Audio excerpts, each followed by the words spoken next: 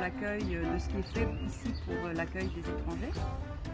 Donc je participe à un collectif qui a été mis sur pied pour relayer les différentes associations qui gèrent l'accueil administratif des jeunes essentiellement qui viennent du Soudan, d'Afghanistan, il y a quelques Albanais également.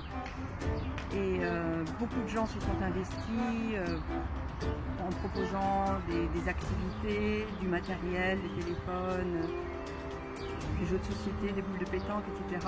On organise des promenades pour leur montrer les environs, des sorties, baltrades ou concerts, etc. Et l'essentiel, une partie essentielle de mon investissement, c'est l'enseignement du français langue étrangère, avec beaucoup d'autres collègues et de volontaires de partout. Et on a la chance de disposer de locaux qui nous ont été proposés par différentes associations locales, donc, dont l'école des arts vivants à Saint-Hippolyte, Radio Escapade, etc. La Biocoop aussi a fait des collectes de nourriture, donc on sent qu'il y a vraiment un réseau de soutien pour essayer de faciliter leur quotidien et rendre leur séjour moins douloureux.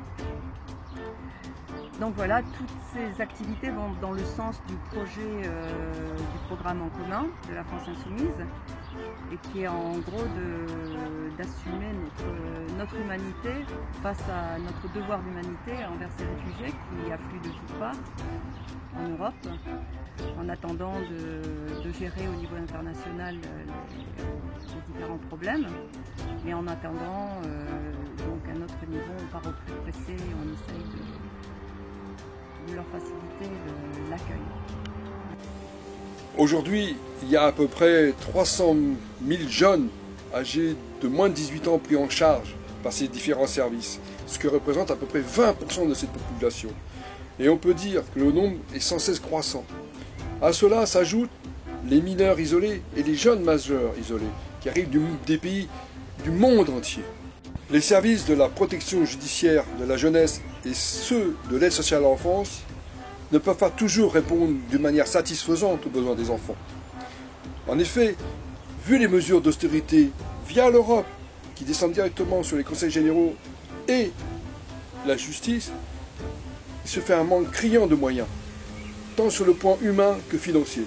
Les mesures d'austérité impactent directement l'avenir des enfants. Les personnels sont de plus en plus sollicités face aux demandes croissantes également de soins, d'éducation, de prévention des enfants et des adolescents, et même voire dans leur famille. Les personnels sont de moins en moins remplacés, même en cas de longue maladie. Ils mettent des mois et des mois pour remplacer éventuellement quelqu'un, tant sur le plan administratif qu'éducatif. Ça impacte directement non seulement le présent des enfants, le suivi des enfants et leur avenir. Et ça, on ne peut pas l'accepter. Tout éducateur, tout parent ne peut pas l'accepter. Les mesures d'austérité frappent violemment tous ces secteurs. Je soutiens le programme L'Avenir en commun. C'est le seul programme politique prenant toute la mesure de ces besoins spécifiques de l'enfance et de l'adolescence en danger. C'est le seul programme qui s'engage à augmenter les moyens tant sur le plan humain, financier, pour subvenir à tous les besoins.